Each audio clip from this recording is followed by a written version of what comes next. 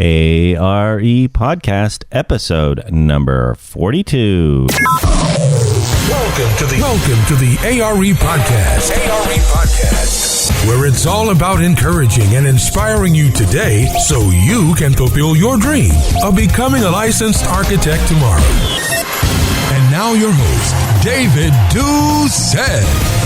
Hello. Welcome back to the ARE Podcast. We are 2 weeks in a row, so we are on a roll with episode number 42. And as always, joined by our co-host, Eric Coy-Fried. Eric, good morning. Hello. Or good afternoon, wherever in the world somebody might be or listening. But right now, as we're recording, it's the morning here in Los Angeles, and I assume it's the morning in Portland, Oregon. It's 5 years in the future, but yeah, it's still morning in Portland. And we've got a topic today, or an episode today, that I don't think all of our listeners, all of our audience will probably appreciate. Would you agree with that, Eric? This is what I call the Tough Love Podcast. That's actually a good title for it, the Tough Love Podcast, because we are going to give you guys some tough love, and the episode is all about 5 things that you need to stop doing if you want to be successful in this ARE process. And these aren't just 5 things pulled out of a hat. These are 5 legitimate, real things that Eric and I have heard over the last 7 or 8 years. And we hear them on a fairly consistent basis. And I know, Eric, you talk to several candidates a week, and you have really good perspective on hearing all 5 of these, and I'll be curious to know maybe what is the top one of the top 5. But the first one I want to start with here is the stop complaining. And number 1, stop complaining. What are we talking about here, Eric? This one's a big one, and I don't think a lot of candidates do it, but it is crippling their mindset. And so David and I probably hear this every week. Well, NCARB makes it so hard to schedule the test, and there's no dates available for the testing center. And, the 5-year rolling clock is really kicking my butt, and the tests are so expensive, and there's so much studying to do. Sound familiar? in that voice too, right? I mean, is that your? Well, so a lot of times we get it on Slack or email, so I can't. So that's the voice that I imagine they're using, which kind of helps me cope with it. But yeah, I have no idea what their voice sounds like over email. But yeah, in that voice. Let's just say in that voice. That voice works. So the stop complaining. Now, to be fair, this isn't one that we hear a ton of, but it's definitely out there, and there are a group of candidates that definitely complain. And they're, to put it in context, you're complaining about things that you can't control, right? It's nothing is going to come of it. And so instead of getting yourself psyched up to pass this test, you're instead building a case against the test, and then you're going in with that mindset. And I think that's really the problem there. It's not going to help you. It's not going to help you pass. I mean, I'm happy to listen to you, I guess, complain about it, but it's not going to change anything. And so, when I do the one-on-one coaching, for example, there's always some of this. And it's okay to joke, of course, because we certainly do that a lot. But after maybe 3 minutes, I'm like, okay, you feel better? Are you done? Now let's focus on how you can actually beat this thing. And a couple of these on our list are related to the stop complaining. And it seems to be, of the 5, let's say, you're probably not just doing 1. You're probably doing 3 or more, because they kind of feed off each other. They just, this idea of this negativity. We'll get a little more into it as we get more into the list. But the first one, stop complaining. And Eric, what can we do? First, I guess we have to acknowledge that we're complaining. We have to be self-aware enough to know that we are complaining. But oftentimes, and you can probably shed some light on this, candidates don't even know they're complaining. No, and when I do the calls with them, and even a little bit on the group coaching call, when they have our ear, I find that they just want someone to commiserate with, which is why I'll let them do it for a couple minutes. But it's certainly not a study strategy, and it's certainly no way to pass. There's a book that I read that really changed my life and my business and my relationships. And I don't know if we've ever talked about this, but and it's a book that I read by accident, which is a whole other story. But essentially, I probably about 15, 20, maybe even 20 years ago, I had won a raffle at some networking event, and the raffle prize was a free sales training course from the Dale Carnegie Institute. And my first thought was, well, what do I need this for? I'm not a salesperson. But really I was, because I was out there as an architect trying to sell my firm, trying to get clients, trying to write proposals. I really was a salesperson. I just didn't realize it. And so I won this sales training. My friends were telling me, "Oh, you have to do it. It's worth like $4,000. It'd be silly to turn it down." And as part of the sales training, they made us read Dale Carnegie's books. And his famous book is How to Win Friends and Influence People.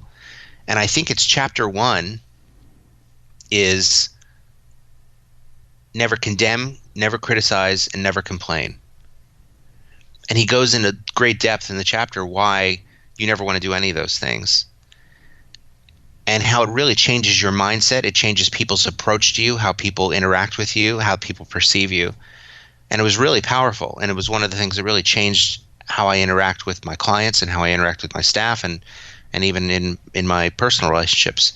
And so the complaining thing, I think I have a certain sensitive ear for, because I know how it can really break up you achieving what you want to achieve in terms of what people see in you and what they think your potential is. So that was a very long story to get to this point of you don't want to complain anyway because it's not going to achieve anything.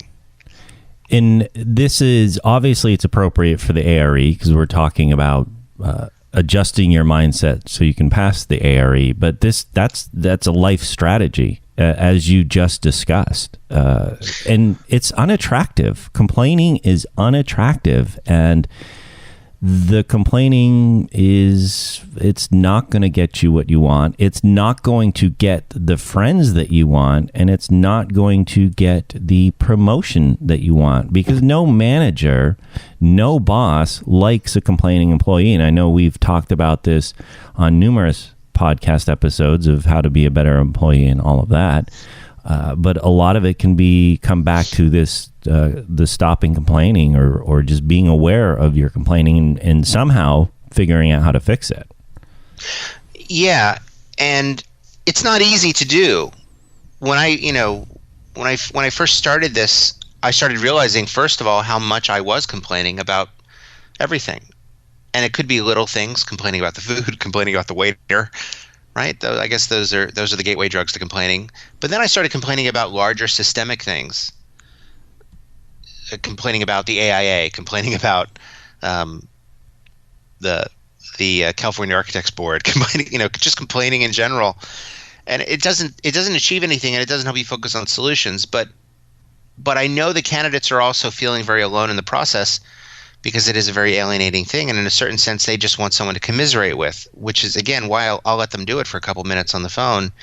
But also, my time with them is so limited, I don't want to waste it with them complaining the whole time. So what I'll usually do, and some of you listening I've probably done it to you, is I'll say, okay, do you feel better? Are you done now? Are you ready to talk about a strategy of how you can pass this thing?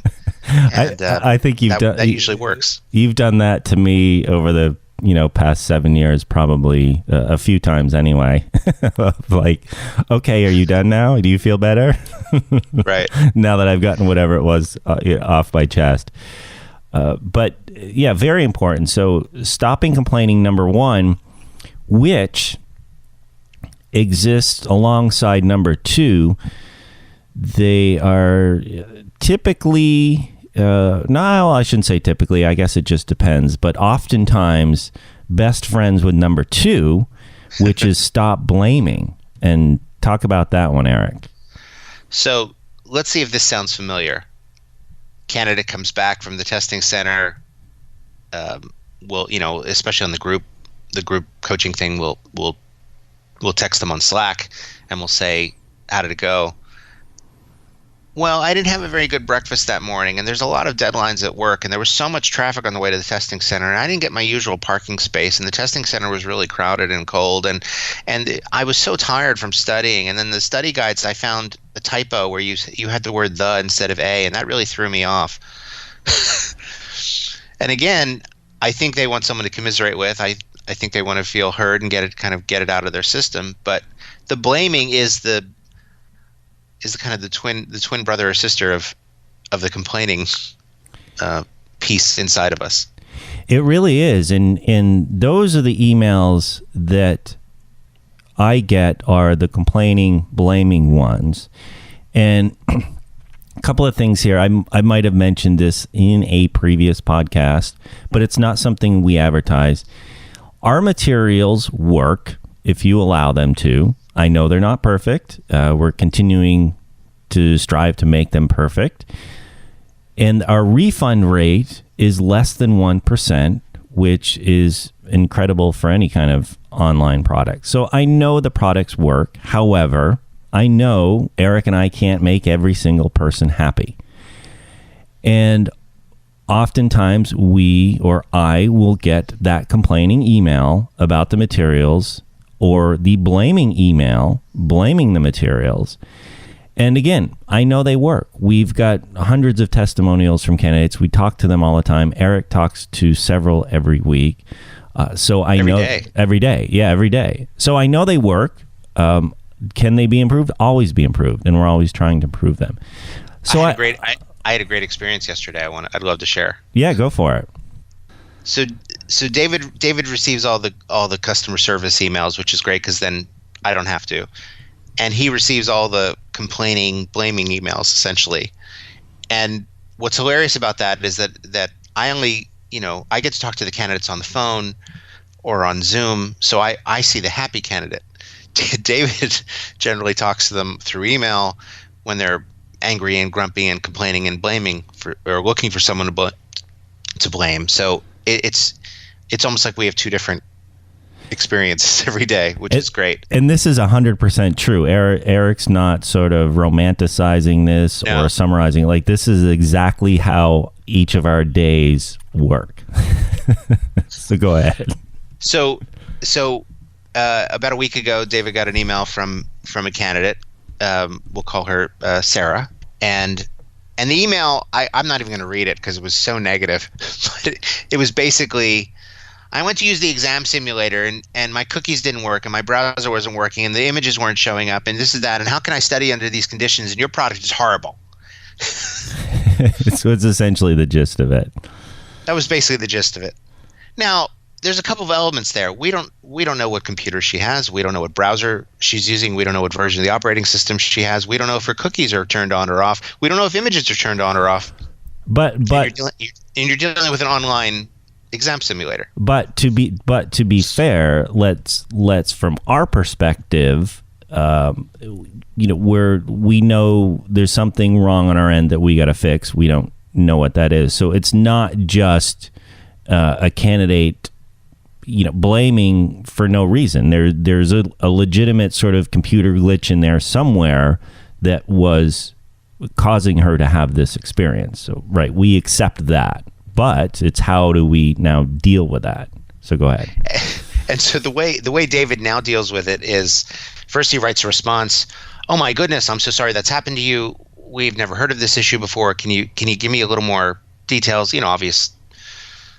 It's more tech supporty type questions, but then the other thing he does, and those of you listening have probably had him do this to you, is he'll say, "Hey, maybe you should schedule a call with Eric because clearly you're really angry." Yes, that's exactly what I do. So so she scheduled a call, and for me, I had my call with Sarah yesterday. Oh, you did? For real? Yeah. Yeah, I didn't get to tell you this part. Which, by the way, just let me set that up.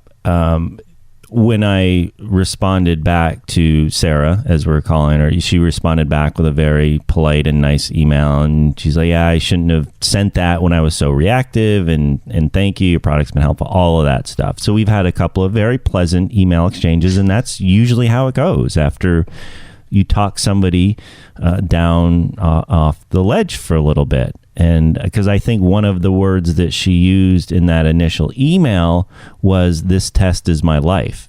And when things don't work, it's a problem. And that's when I was like, you got to breathe and talk to Eric. So you talked to her yesterday. I want to hear this. So, yeah. And normally David will just CC me or BCC me on the email just so I know that she's coming, kind of thing. And normally I don't even respond because I know a few days later I'll probably be on the phone with her. So, but I saw this email. I saw how tense she was.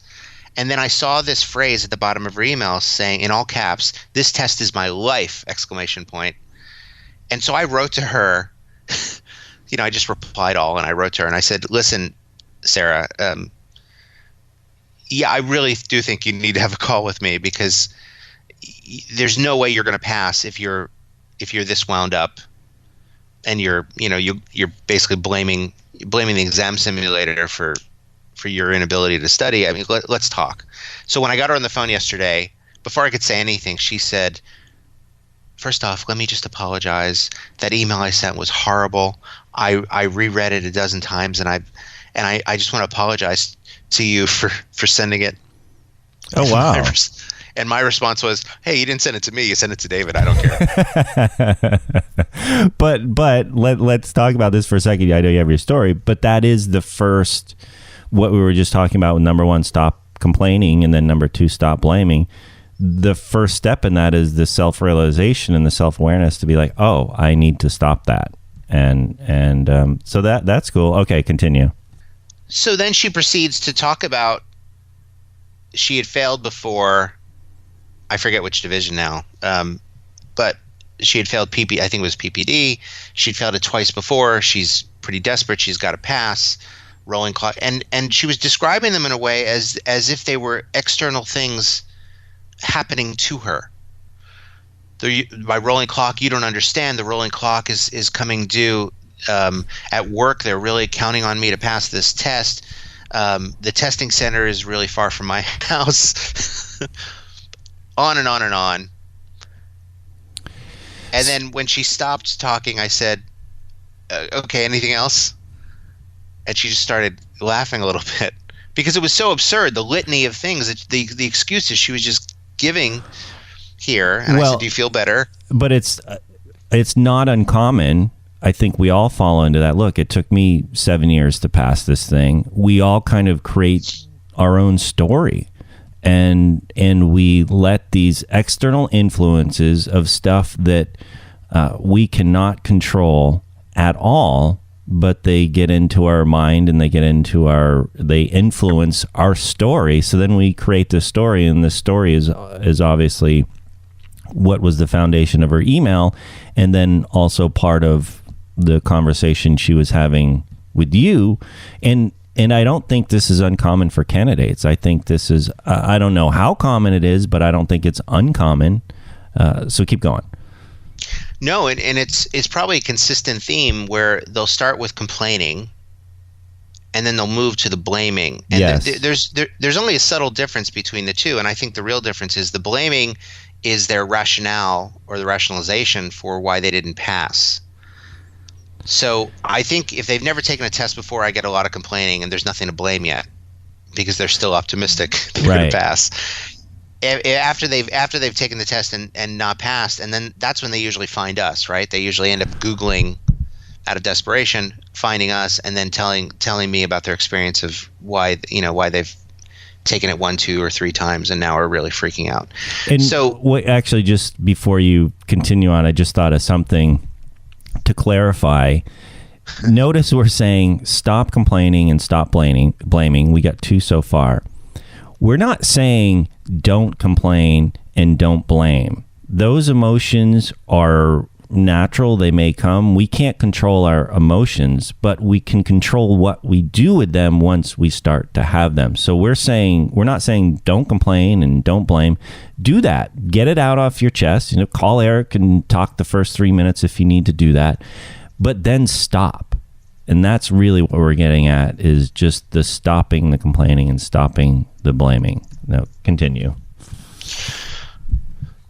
So after she did that, I mean, it was almost absurd at this point. It was like an SNL skit. And so after this litany of things that she was blaming, I said, do you feel better? Are you listening to yourself? And she started laughing. She said, I already know what you're going to say. I said, I don't know if you do, because that was a long list. And so that's why getting it off your chest, I think, is a good thing. It makes you feel better. And certainly most people aren't going to understand, right? Your non-architect friends are certainly not going to understand the test. Your architect friends probably already took it, and they'll tell you something stupid like, well, when I took it, there were 9 divisions, or something that's not going to be helpful. And so it's even the blaming part is hard to do because you don't have anyone to listen to you. So that's why I'm more than happy to commiserate with them for 2 minutes. But after I pointed that out, I said, okay, are you listening to yourself? Then it goes into concrete pep talk, which is what's happening to you is happening to every candidate. They all have the rolling clock. They all have the $235 fee or whatever it is to take each test. They all have the same threat to pass. And I said, let's just do some math, shall we? There's 6 divisions. You got to take all 6. It doesn't matter what order you take them in. In my opinion, take whatever makes you feel more comfortable, really. There's no easy test or hard test. They're all hard. So you got to take all 6. And the pass rates are probably in the 55 to 60 percentile, according to NCARB. So statistically speaking, most people fail about 3 of them. That's just the fact, and nobody ever wants to talk about. And yet every candidate that I talk to thinks that they're going to go up to bat 6 times and hit a home run all 6 times. Is that realistic? And she's like, well, when you put it like that. I said, so give yourself permission to not have that pressure on you. Give yourself permission and not expect that you're going to knock it out of the park every single time you get up to bat. And give yourself permission to accept that if you fail, it's because of you, not because of the traffic, not because of the cookies on your browser that didn't let you load the exam simulator, not because of the typo in our study guide, not because of you didn't get the desk you wanted at the Prometric Center that you always like, not because of your workload, not because your mother yelled at you the night before. None of that has anything to do with it. The conditions on you are the same conditions on everybody. The test you're taking is the same everybody's taking. Blaming people is not going to fix the problem. It might make you feel better and justify why you failed, but the truth is you failed because of you, correct? And that's where we start the conversation. And it's not necessarily a bad thing to fail. Part of this is understanding our strengths and weaknesses. And we could have done everything right prior to walking into the exam room. We could have studied the amount of time we had to study. We could have studied the right material, whatever it is, and still fail. It could have just not been our day.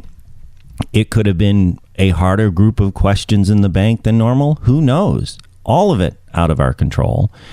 But I think what's most important is that we learn from it and we get back on the horse again.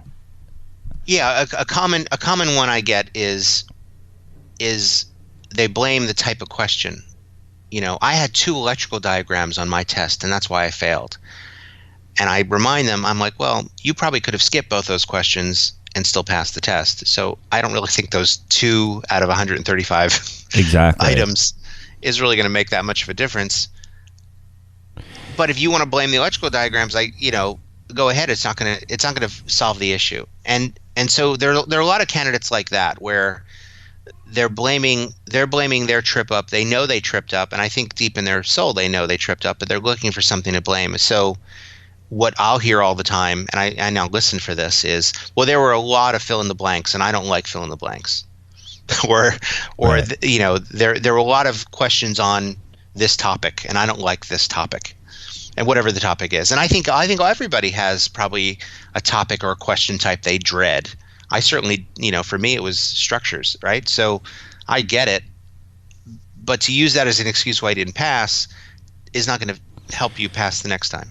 Exactly. And that's what we're talking about, is passing the next time or preparing properly. And keep in mind, Eric and I are not judging you or judging anybody in this process, or judging, Sarah, who we're calling Sarah. We have no skin in the game. We're not judging anybody. We just want you to pass and help you remove the obstacles and the barriers that are preventing you from doing that.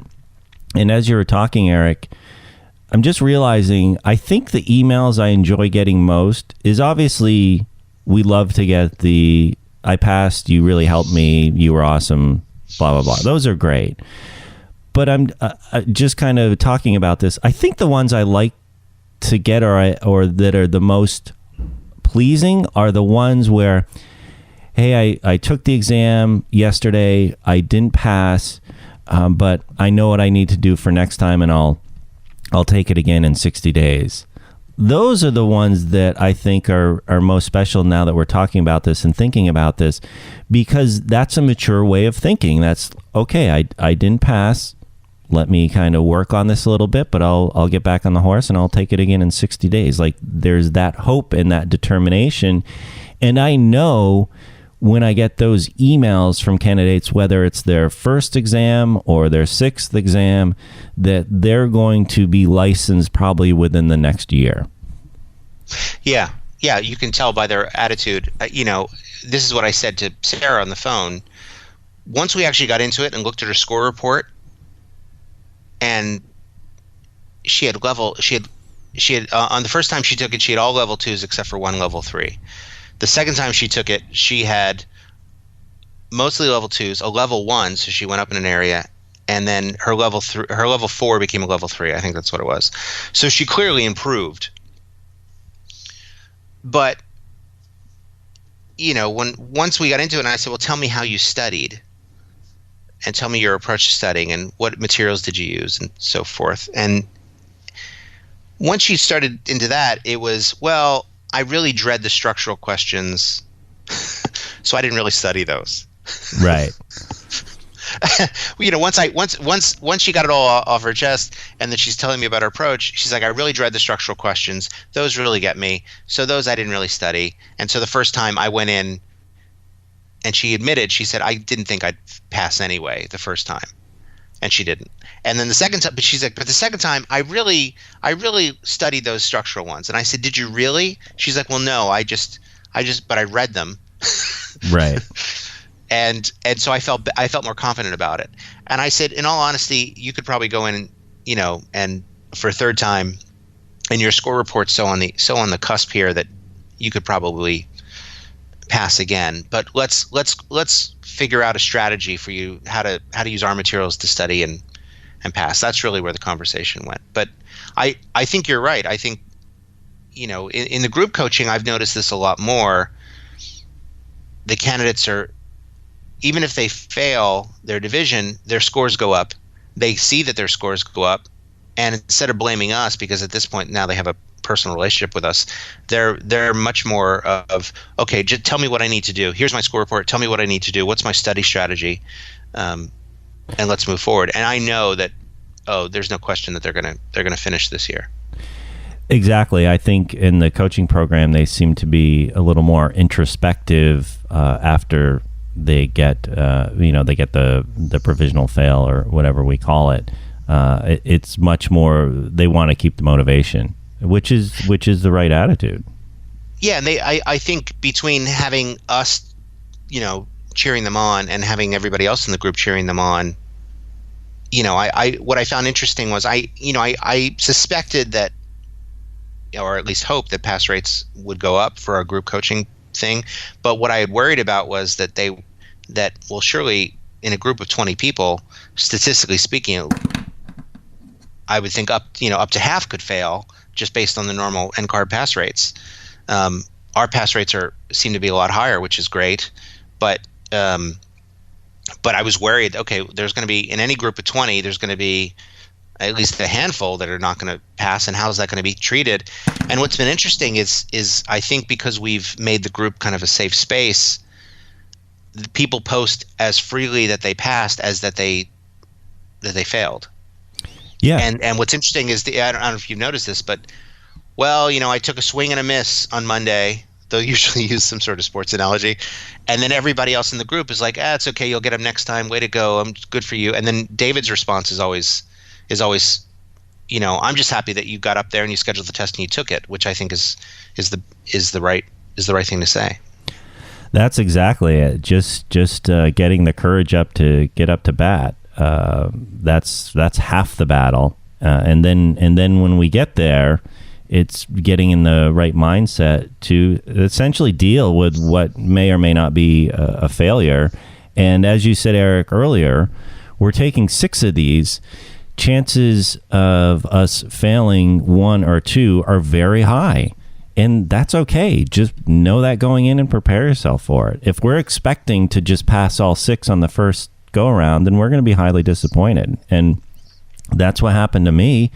Took me 7 years before I got through it. I think I failed 2 of them, but it was just the wind kept getting knocked out of my sails because my expectations were unrealistic, and I was probably blaming something along the way there.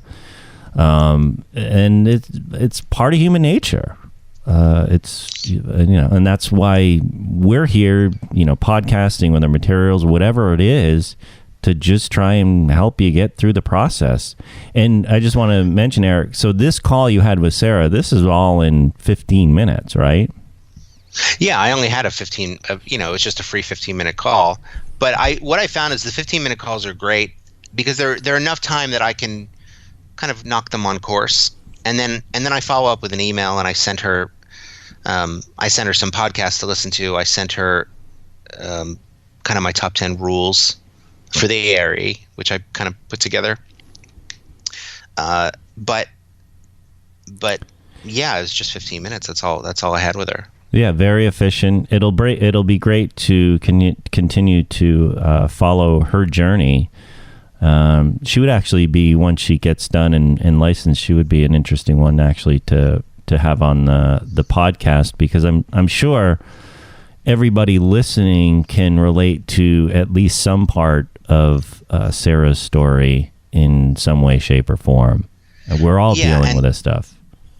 And I've since opened up her original email, and she was complaining that the clock said 3:15 instead of 2:45, I guess for time left, which is a weird bug we've never experienced before. And she had marked 10 questions for review, and after question 80, she said they scored my test before I could go back and review the questions. Again, it's some sort of weird glitch that was kind of unique to her.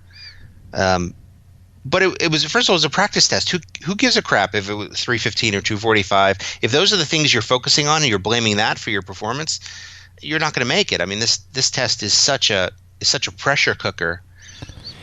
Yeah, and I don't want to, I think some of these issues some other candidates may experience as well, but just take the thing again. If you get logged out in the middle, which would totally probably make me mad, but you cool down and you get in, you take it again. There's no harm in continuing to work with the exam simulator or whatever study materials you're working. You can't overwork these things. So that's a mindset shift. And you got to be prepared for whatever obstacles get thrown in your way. Well, it's not going to stop me, whether it's our materials or the drive to the testing center or whatever it is. You just have to be signed up for it. Let's jump into number 3, which I think these first 3 are very much related, and the other 2 not in this vein. I think these first 3 are the most critical. So number 1 is stop complaining. Number 2 is stop blaming. And number 3, if 1 and 2 are the twins, number 3... I don't know, mother, father, daughter, son, but it's stop negative thinking. So how does that factor in here, Eric? Now, this one is different than the complaining and blaming. The complaining and blaming is trying to absolve yourself of responsibility. The negative thinking is more what I'm really hinting at, because that one's not so outward in appearance. That's not something that would show up in an angry email. It's not something that they would necessarily say out loud. It's more of their inner monologue. And the negative thinking is more about, I've taken this test twice already and I haven't passed. Maybe I'm not going to be an architect. All of my experience has been in hospitality, and this test is on so much more, or in residential. It doesn't matter. So I'm not technically minded. I hated structures in school, and now I'm taking a test where I got to relearn structures basically from scratch. What am I doing? My rolling clock is up in a year. I'm never going to get these tests. It's all the negativity stuff, and it's harder to identify because I need to listen for it, and I find that now I'm almost grilling them with questions like, is this affecting? What are you thinking about when you're going to the test? Is it affecting your study? What's your enthusiasm level like? I'm asking these probing questions to see if there's any of this negative inner monologue going on. Okay, so that's interesting. So 1 and 2 do stand on their own, and they are essentially there is a result of somebody not taking accountability. Really, that's what 1 or 2 is. So you could be a very positive person, right? You could have a positive mindset, but still get into this complaining, blaming trap because you're not taking responsibility for whatever. Okay, then that makes sense to me. So then number 3 is the negative thinking. That's a deeper issue, and that is one that if harder to recognize, like you just said, because it's more of an overall theme of maybe someone's thinking, and no joke, if you find yourself in this negative thinking trap, the AREs can further exacerbate that problem. I mean, it might be time to check in with a therapist or see a therapist, at least to help you get into the mindset of the AREs or the ARE process. And yes, it's an additional expense. But therapy can be a great tool, especially when we're talking about this negative thinking, because I think, to Eric's point, it's a much more deeper rooted thing. Like, we can't just say stop negative thinking and you just stop it. Yeah, and this starts to manifest itself in multiple ways. One of the most common ways I found is that candidates have a higher tendency to fail their final test. Now, my experience is anecdotal. It's not like I have a data set on this, but essentially they've gone through all 6. They have 1 left, and that's the one they end up failing. And I think in part there's a number of reasons for this. One, it could just be simply that they put off whichever division they were dreading, and they put it off till the end. So, of course, they probably have a higher likelihood of failing that last one. But I also think another part of it is it's their last one. They have a rolling clock that's putting pressure on them. They're so close to the finish line that's putting pressure on them. They have people at work saying, "Oh, when you pass this test, you'll be a licensed architect, and we'll have maybe there's a promotion in your future." That's putting pressure on them. At this point, they're at mile 25 of the marathon, and that's putting pressure on them. So I've noticed this tendency that the 6th exam, their last exam, is the one that ironically they have the highest likelihood of failure if they go in with this negative mindset.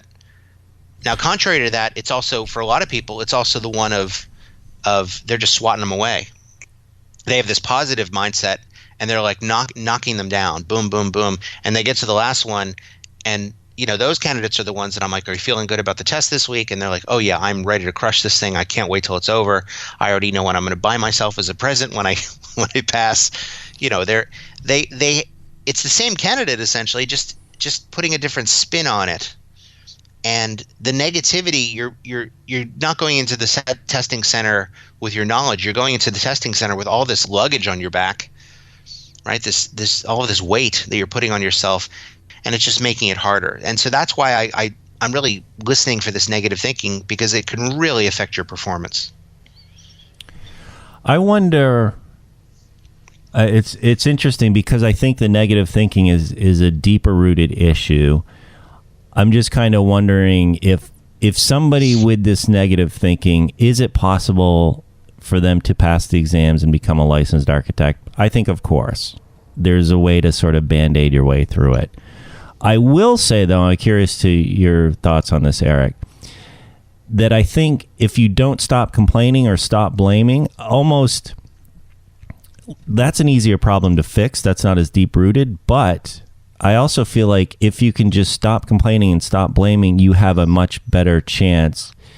It's almost like if out of the three, if I have to choose one that I'm still going to do, it's almost like I will continue to do the negative thinking, but at least I'm going to stop complaining and blaming. That'll at least be a Band-Aid enough for me to get me through this process. What do you think of that? No, you're absolutely right. And the three are related, and I think they're all contained. I think the complaining and blaming is the outward face of this, for lack of a better word, depressed approach to the test, and the negative thinking is more the inward, internal face of this. So they're certainly cousins, at least, if not siblings. But I also think the complaining and blaming often will stop if your coworkers are just sick of hearing it, or your friends are sick of hearing it. They'll go, dude, shut up, or I can't hear you complain about this anymore. Just finish your test. And so what'll happen is their avenues for getting it off their chest go away. Right. And so all that's left is the internal component of that, which is the inward depression. Right. And so that's where the negative thinking goes. And the negative thinking manifests itself in weird ways, because they'll fail a test and then they'll put off the next one for a year. That's a very common thing among candidates. But they're not using that year to study. They're avoiding it. They're just outright avoiding it. And it makes sense. You probably had the biggest, the biggest failure of your life to date, the biggest failure of your career to date. Who wants to jump back in and do that again? Right? It's a terrible thing. It's like if you jumped off of a diving board and instead of landing in the pool, you hit the concrete right next to the pool, you're probably going to be a little leery about climbing back up that diving board again. I get it. But at the same time, if we can break that cycle of the blaming, complaining, really start to focus on, okay, what are the concrete things that you did where you weren't as prepared as you could have been, let's be honest, and what are those things that we can do to study?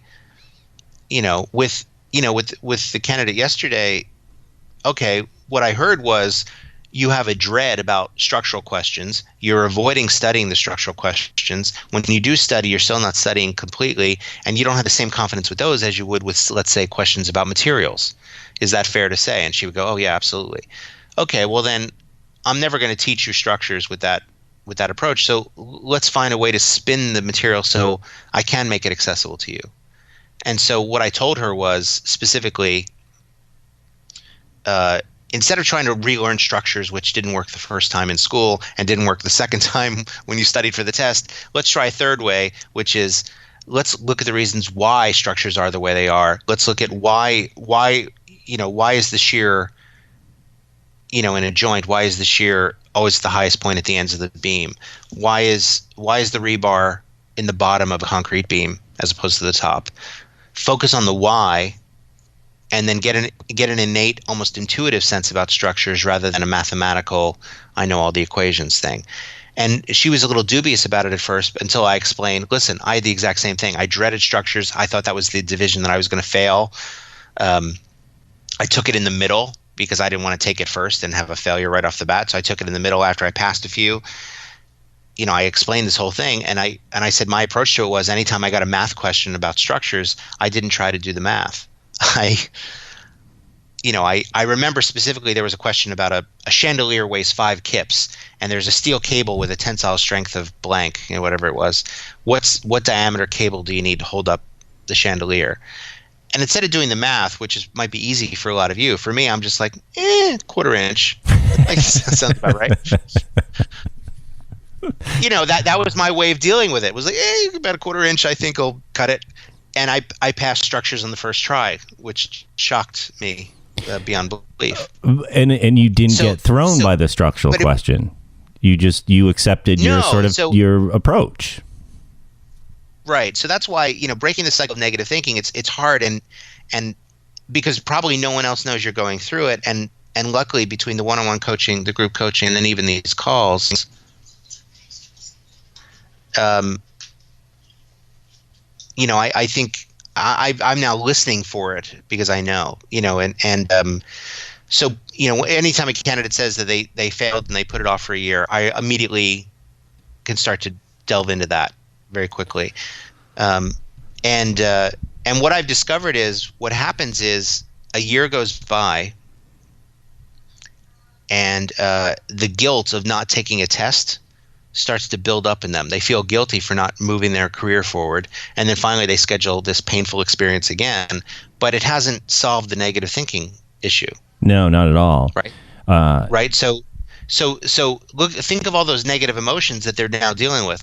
They're embarrassed because they failed, which you shouldn't be. Their pride was a little damaged and ego was a little damaged, which is understandable. It was a bad experience, and now they feel guilty about putting it off for so long. So all those feelings of pain, guilt, and shame are making the process worse.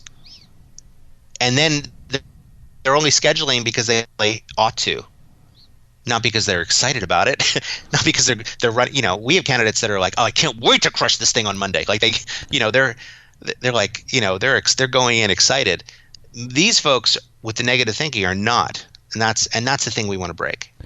And I think that's what we do pretty well in our coaching is really able to get across to these candidates that the material and the concepts and everything they're learning, it's not just for the exam. This they'll continue to use most of the concepts, probably 90%, whatever division we're talking about, they'll continue to use them in their career and their practice. And I think that excites candidates and then that makes them more motivated to take the exam, which I think leads into number 4, which is, it's a little different than the first 3 we've talked about. Stop complaining, stop blaming, stop negative thinking. We can kind of put those in a basket. But number 4, stop overthinking, or the way I like to think of it is just stop taking it so seriously. What do you have to say about this one, Eric? This one is interesting because, and they're in this order for a reason, because I almost think they go to a complexity. And so if in number 3, the negative thinking, I think you're looking at someone who's intelligent, and that's almost the ironic reason why they're suffering from the negative thinking. They're smart enough to know I'm no good, I'm not, so there's an inner monologue and a self-reflection there. By number 4, the overthinking is a real sign of someone who's too smart for their own good. That's usually what I've discovered. Which, by the way, we could have number 1, number 2, number 3, no issues with those at all, and we could still be way overthinking this or way taking it too seriously. Yes, yeah, and so the overthinking is they're overthinking the questions. They're overthinking a specific word in the question. I had a candidate. She said, I had a question that just confused me. And I said, well, do you remember kind of what it was? And she said, yeah, it was something on the lines of a tall wooden structure, ... And I said, okay, what's the problem? And she said, that word structure, what is it? Why did NCARB pick that word? I said, that's the word you're focused on? Tall and wooden? That didn't throw off any red flags? It was structure? And she said, yeah, why structure? Why, And I said, because it's a synonym for building? I don't know. And so for that, it really became a training exercise of you're focusing on the wrong word. The clue there was tall and wooden. And obviously, without even hearing the rest of the question, I already know it was a question around buckling. She said, how did you know that? And I said, because of the words tall and wooden. NCARB wouldn't have told you about it being tall or wooden. Otherwise, it's totally obviously a buckling related issue. That's my first, almost like a muscle memory. Tall and wooden. Oh, you got to watch out for buckling. You know what I think about when I hear tall wooden structure? I think about Burning Man and the man burning. Say that. That's what I hear. which all, by the way, they put in a lot of braces to prevent buckling. Exactly. So, they'll fixate on the questions on a specific word. They'll overthink the timing. I get tons of calls. Should I take the case studies first or do the regular questions first? Who gives a crap? Doesn't matter. You got to take them all anyway.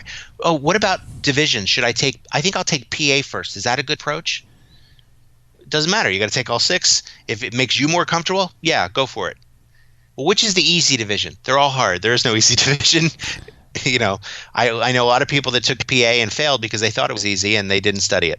So, the overthinking part is brutal. And the weird thing about the overthinkers is that they know they overthink. It's one of the first things they'll admit to. Yes. They'll self-identify. Like I'm an alcoholic. They'll go, I'm an overthinker. It's funny, and so that's why we tell you stop taking it so seriously. The questions are truly face value. NCARB's not trying to trick you.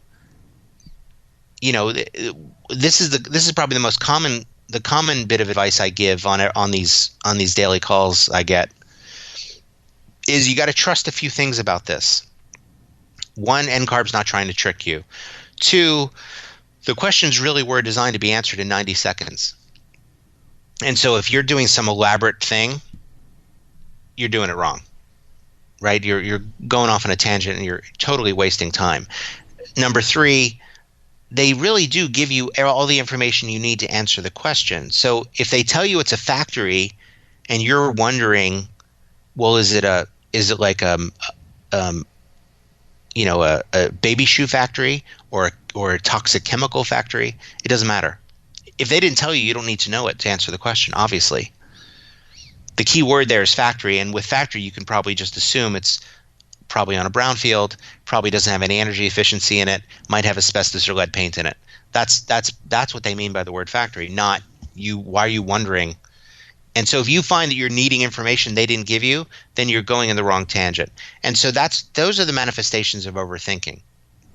Well, and I think part of that overthinking is when we get a question or we get the answers and then we feel like, well, they didn't give us enough information.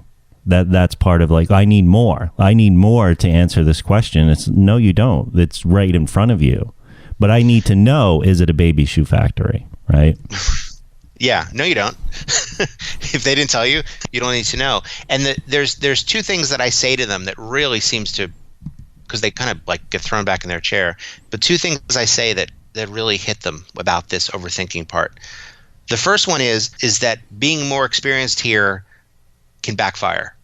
If you're an overthinker, having more experience can really work against you because you know enough to be dangerous. And so your tendency to overthink will go up. And the second thing is, especially when they complain about the answer, they'll show us one of our flashcards or one of our exam simulators, and they'll say to me or David, well, why is the answer what it is? And we'll explain it to them, and they'll try to say, well, that's subjective. What I say to them is, if I were to show this question to 20 licensed architects, they would all get it right. And they go, whoa, really? Yeah, because it's obvious. Tall wooden tower, buckling, just immediate. And that seems to like show them that this test is not out to get them. They did have all the information they need because obviously 20 architects in a row would have gotten this all correct. They then try it at work. They'll show the more experienced folks at work, and they'll explain it to them. It's really funny to watch. And the overthinkers they're probably great project managers. That's the best part. Is I probably want to hire them, but for test taking, it makes for a rough time of it. And I remember when the California supplemental exam transitioned from oral to multiple choice around 2011, and I still do seminars for that when I was doing seminars for them. The candidates got really concerned about, and California Architects Board, CAB, didn't change the test plan. So the content didn't change. But people got really concerned about, are they going to ask about this, or how are they going to ask about this? And it's really my same philosophy for the AREs. It doesn't matter how they're asking about it, whether they're asking it orally or multiple choice or however they're phrasing the question. You got to know the material. You just have to know the material. So who cares how they're asking about it? Don't worry yourself how they're asking about it.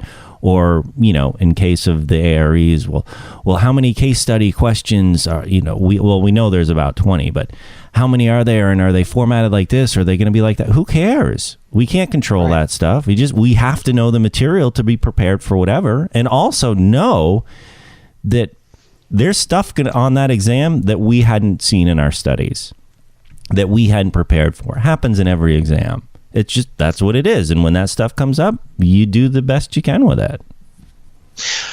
There's a story that I've told, I think, on another podcast, but I'm going to tell it again. And it's a candidate who was in our group coaching program. So we had a relationship with her. We knew her well, obviously, because we'd spent weeks together. And when she went in for the exam, she called me on the phone. She was standing outside the testing center. She clearly had been crying. And I said, uh-oh, what happened? And long story short, she was in the testing center. She felt confident. She went in good. She knew she had a tendency to overthink things. We had coached her on this specifically, and I said, so what happened? And she said, I got 2 questions in a row that just had topics that I just hadn't covered or didn't remember studying, and it threw me. And I said, what do you mean it threw you? She said, I just started panicking. I started my heart started beating. I started hyperventilating, and then before you know it, I started crying. And I said, "You were crying in the testing center?" And she said, "Yes." And then while I was doing that, I started crying more because I realized I just wasted this whole testing session and $235, and now I have to wait to take it again. And so I started crying even more, and then finally I just got up and left without finishing. Wow. She had basically a nervous breakdown inside the testing center.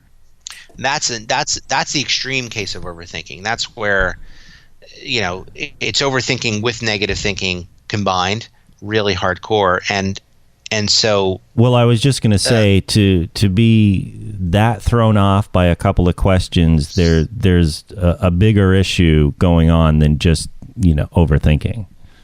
Yes. Yeah. Which is what we got to. And I suggested that she talk to somebody about it.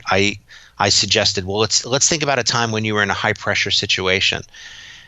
And by the way, this is all off the books. We didn't even have a call scheduled. This is like on a Sunday. She's calling me just because I was, I'd been through the group coaching with her, and I just felt so committed to seeing her succeed. So this is, Sunday morning, she's telling me about this. And so I said, what was the last time you were in a high pressure situation? And the first thing she came up with was when she met her fiance's parents. Wow. Right. That was what she came up with. And I said, okay, well, tell me about that. And she was super nervous. She was hyperventilating. She wanted to make a good impression. She knew she only had one. She put a lot of pressure on herself. And I said, and when you met the parents, did you vomit on their shoes? Like what happened? And she said, no, I got through it. And so that's where the conversation then switched to, how did you get through it? Well, I was, looking at my fiance. I was holding his hand. He was calming me down.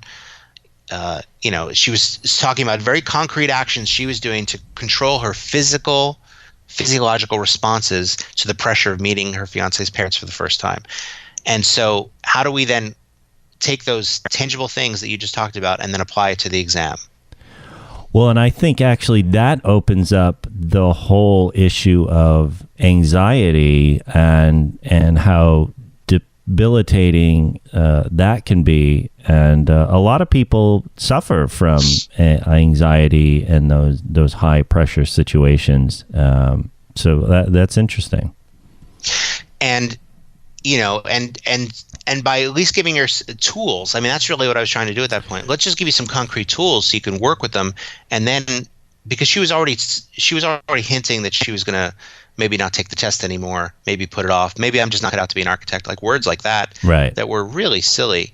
And so what I said to her was, how many dumbasses do you know that have taken the test and passed?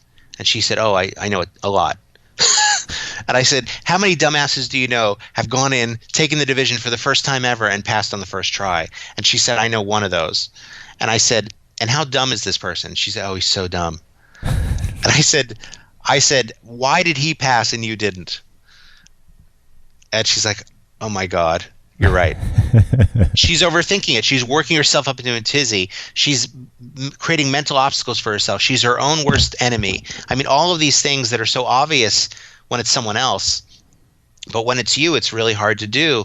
And so by focusing on this dumbass that she had in mind, who I didn't even know, who passed on the first try, it made her realize that, clearly I can pass. If this moron that I work with can pass on the first try, I can certainly pass after 2 or 3. And by the way, I was one of those dumbasses that passed on the first try. So, you know what I mean? So I know what I'm talking about here. I failed my first one, programming, so I wasn't the dumbass. Yeah, it is not an intelligence test. It is not an experience test. It is a judgment test. And the reason why more simple, let's say simple-minded folk pass on the first try is because they don't know to be worried. They don't know to create anxiety. Anxiety is almost a sign of anxiety is a sign of intelligence, ironically. Right. And so, let's put things in perspective. Writing things in your email to us like, this test is my whole life, like that's a warning sign that you're probably overthinking it a little bit too much and you stop taking it so seriously. Yeah, and you just put too much pressure on. Nothing comes out of too much pressure. And I hear about the pressure fairly frequently when candidates reach out to get their license in California, so they have to take the CSE. And I often get the emails of, I'm licensed in Missouri and my firm needs me to get licensed in California because we have this project. When's your next seminar? And can I prepare for 4 weeks and take the exam because I have to get licensed. And 4 weeks is not enough, number one, and you're putting way too much pressure on yourself, number two. That pressure does not help. And pressure can be a good thing, right? Before the actor goes out on stage, they're nervous. Like that's healthy kind of pressure. Being sort of anxious before taking an exam to the point of where it's debilitating what you need to do, that's a different story. That's too much pressure. Yeah. And listen, this is already tough enough. And NCARB has really designed this as a bit of rite of passage. There's, Jared Zern, the director of examination, I said, well, why is every candidate complaining to us about the time? And he said, oh, yeah, because we cut the time way down. And I said, well, if everybody's complaining, maybe you should give them more time. And he's like, no, it's part of the exam. Well, and I think you have to step back and look at this, the big picture. It's what is NCARB's goal? NCARB's end goal is not to keep you from getting licensed. And I think we talked about this with Jared.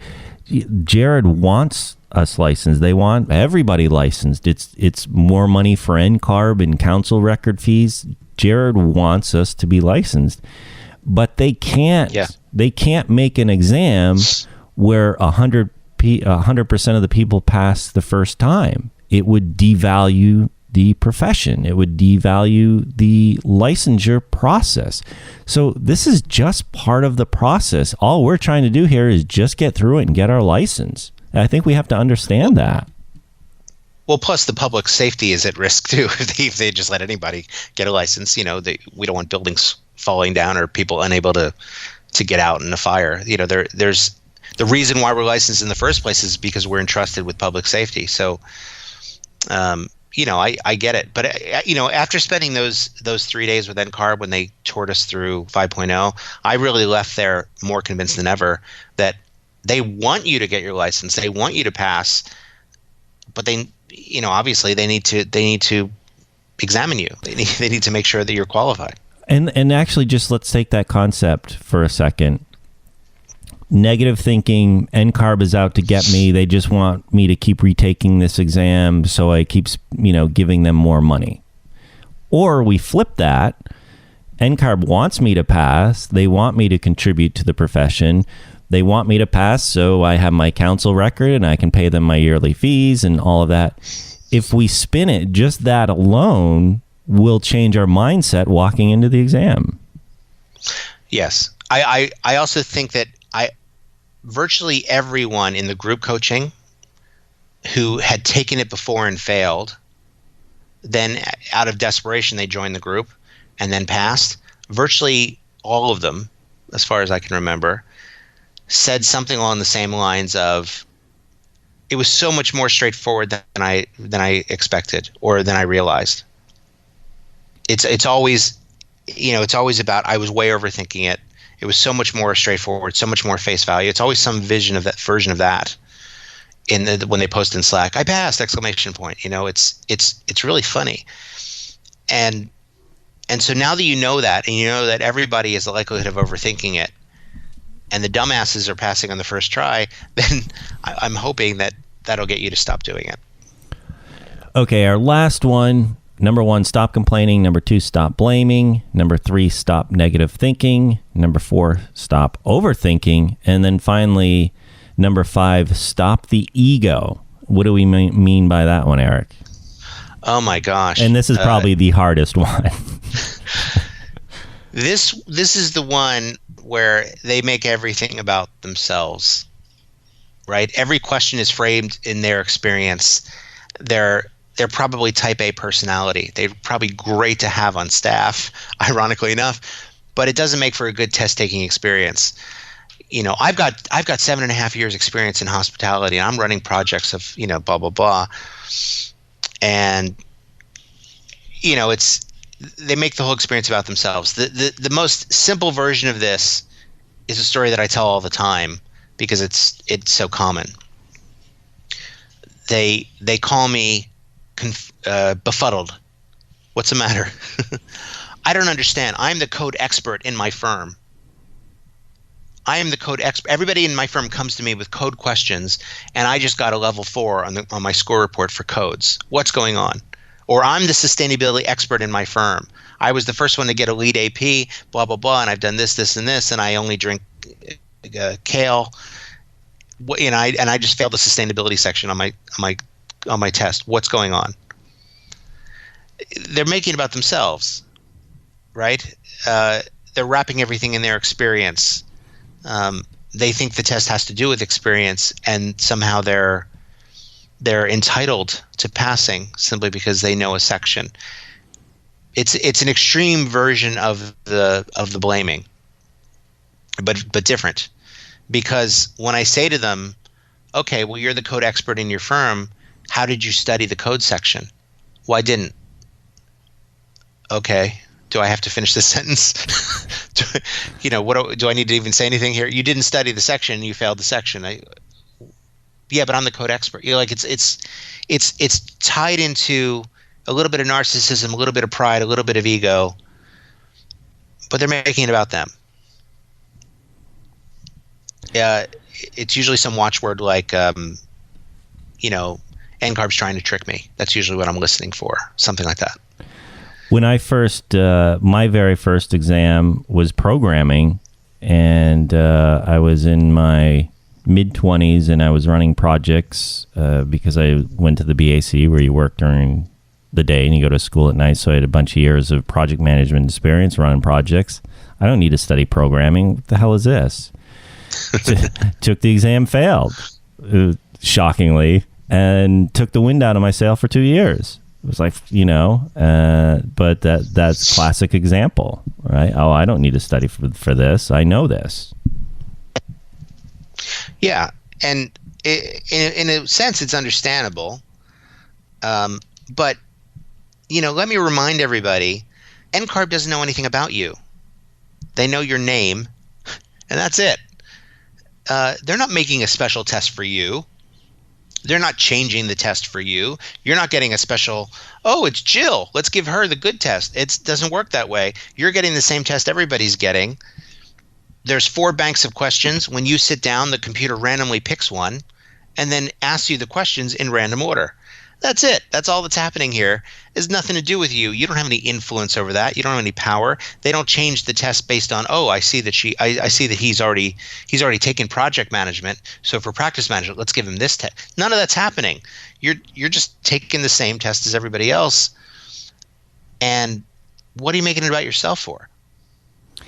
I think a good analogy, and I think you brought this up too, is taking a driver's license test. If I had to walk in and take a written driver's license test right now, there's a good chance I wouldn't pass.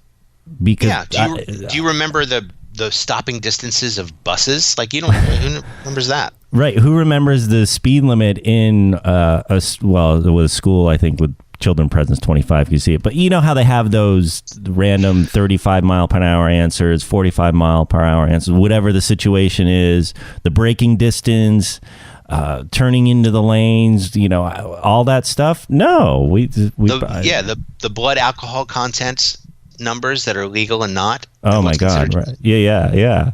So when I left California and came to Oregon, they made me take the written test, right?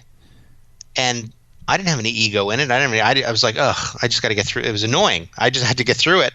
So they took the little book they give you, and I read it, and then I passed. And if I didn't pass, I wouldn't have been upset. I wouldn't have put it off for a year. I mean, that would have been ridiculous, right? Instead, if I didn't pass, I would go to the guy and go, can I take it again right now? Do I have to come back? When can I come back tomorrow? Do I have to wait 6 months? Like, what's the deal? Let me just get it over with, like a proctology exam. Like, I don't want to, belabor this any more than I have to. Let's just get through it. When I moved from New York to California, I forget, I don't know where my license, Massachusetts, New Hampshire, wherever it was. But when I moved to California years ago and I had to get my California driver's license, I had my motorcycle endorsement on it. And I didn't think it just transferred to California. So I get up to the counter and they're like, oh, you have the motorcycle endorsement. Do you want to transfer that? And I go, oh, I don't have to take a driver's test. They're like, no, we can just transfer it. You do need to take the written test here. So I took the written test, not knowing I had to take the written test, failed it the first time. You take your answers up. They're like, oh, okay, go study, for 15 minutes, come back and take it again. So I did that, came back, took it again, and I passed the second time. But yeah, I didn't pass the first time. Did I care? No, I just was excited. Oh, I can get my motorcycle's license, so I'll just study and take it again right there on the spot, Yeah.